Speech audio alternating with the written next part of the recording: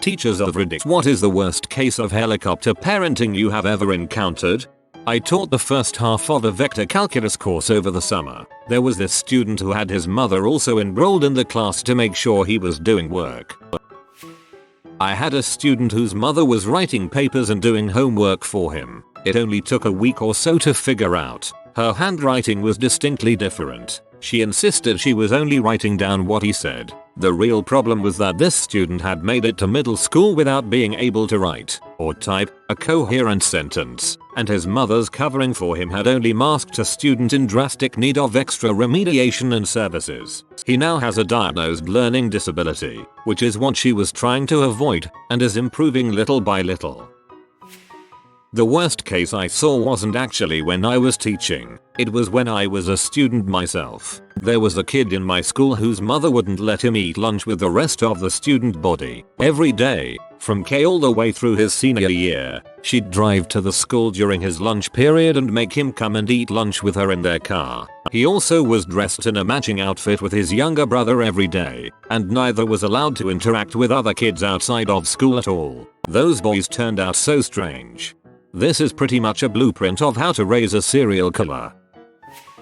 I am not a school teacher, but I taught children arts and crafts for years. I would host these birthday parties where everyone would make a craft that they could take home with them. One project involved painting a wooden box and decorating it with stickers and whatnot. A 5-year-old girl started painting hers, and of course it's a little messy and she's not painting in the same direction. But it's supposed to be fun and she's right on par for her age group. But her mother starts telling her how to paint it better. Her mother, by the way, is the only parent that stayed besides the birthday child's parents. The girl tries to do better, but it apparently isn't good enough for her mom. Her mom grabs the box out of her hands, says ugh, let me just do it, and completely finishes the box for her. Of course, her box ends up looking the best, and when the other parents come to pick up their kids, a few remark about how great that box looks, and the mother steps forward and says, my little Mackenzie made it.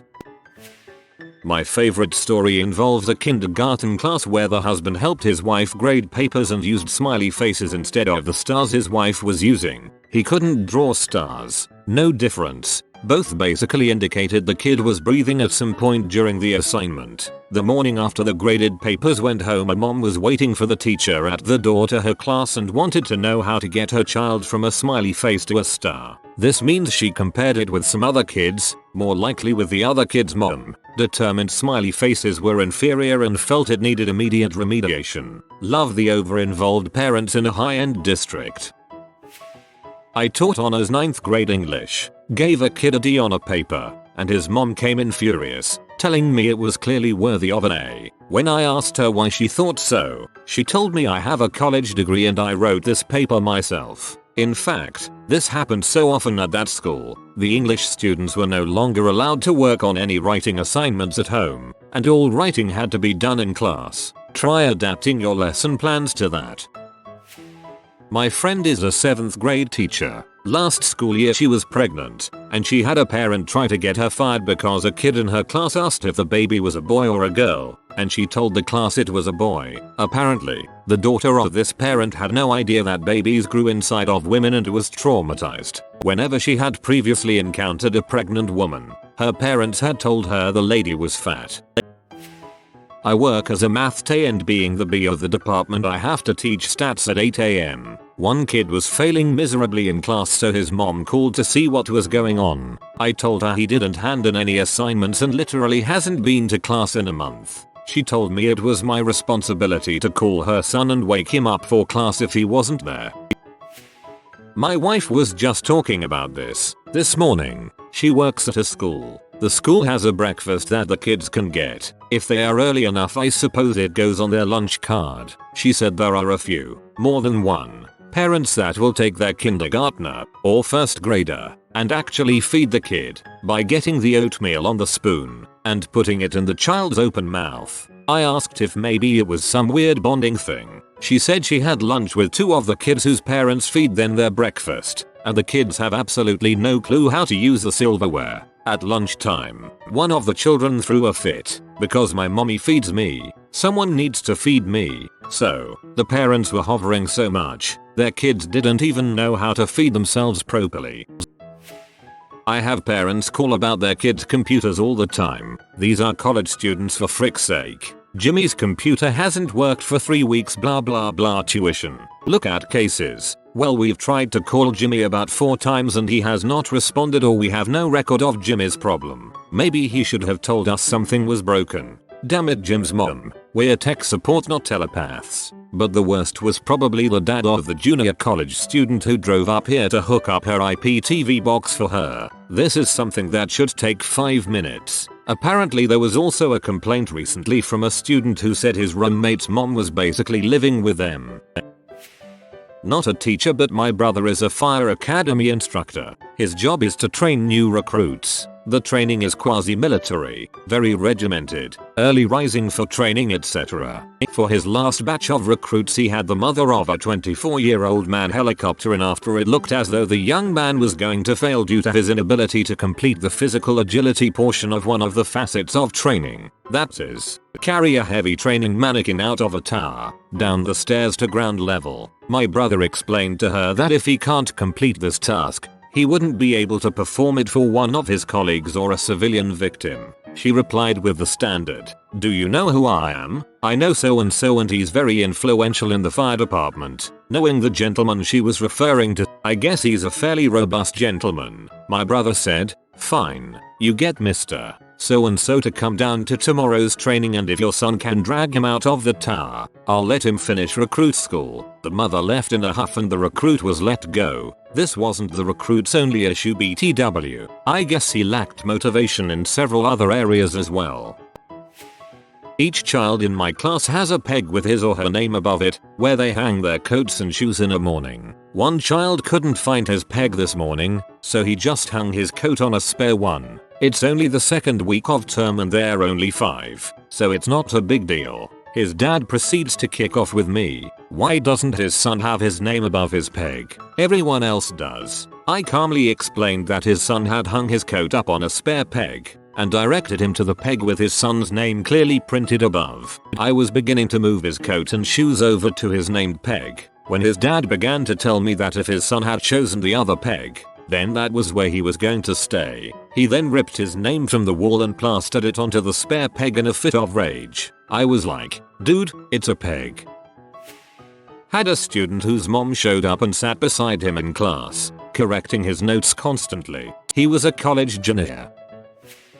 I teach SAT AP in Gangnam, famous from Gangnam Style, in Seoul, South Korea. If you know anything about Asian parents, or rather Korean parents, Gangnam parents are that x 10 million. If you're not cheating, you're not trying hard enough. The SAT was actually cancelled here for half a year because some Korean SAT academies got their hands on an answer key and basically made bank off of them. Anyway, I've had a mom stand outside my classroom and ask me for my notes. While this has happened before, it hasn't really happened to the extent that this parent did. She stood outside my AP biology class for 3 hours, coming to me during breaks to yell at me to give my notes to her son. She told me that her son was going to miss the next 5 classes, out of 15, and that she needed my notes. For a teacher in a competitive environment like this, your notes are everything, so I politely declined multiple times. However, it got to the point where she was interrupting my class, so I told the academy to get her out of there. The problem was that her son takes like $50,000 worth of classes there every summer,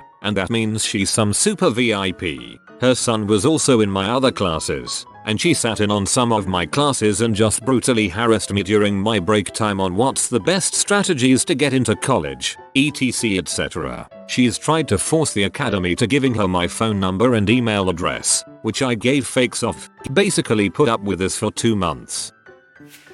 I taught horseback riding, and I had a little girl about 8 or 9 years old who really didn't want to ride. Parents were nouveau riche and thought horseback riding was what rich kids did, so the mom forced it. If the kid didn't feel like grooming, the mother would do it. During lessons, the mother would stand at the rail and repeat my instructions to the kid, and alternate between yelling at me for not pushing her hard enough, or for pushing too hard. Finally the kid fell off one day, wasn't hurt, but she screamed bloody murder for a solid 10 minutes, which spooked all the other lesson horses, and she was asked not to come back.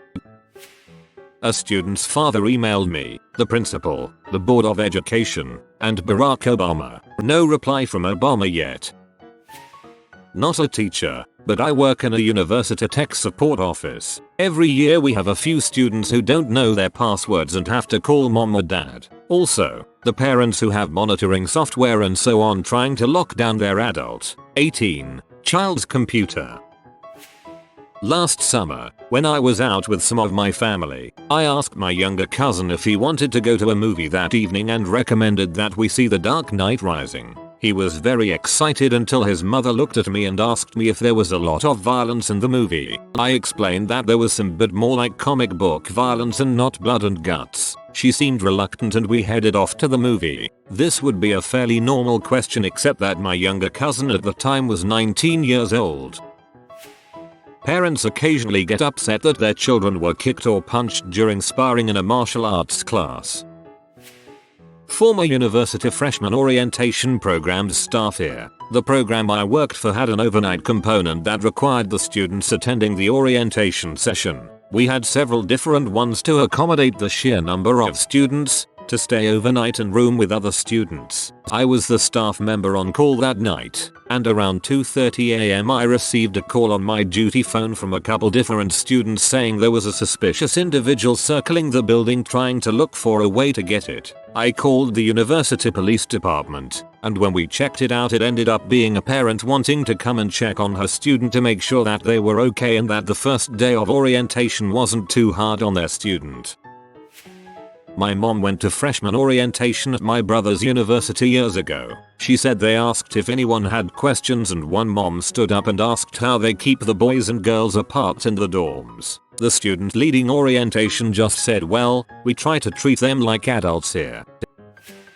I work at a university help desk for students, so I'm regularly subjected to helicopter parenting. The worst I've ever seen though was a student that walked in behind his mom and dad, neither him nor the dad saying a word. The mother said, "Are you hiring? We'd like to get our son a job here." After a few seconds of disbelief, I told them how to apply for jobs on campus. The mother then walked out and the two guys followed her a few steps behind. I really felt bad for the student and the husband.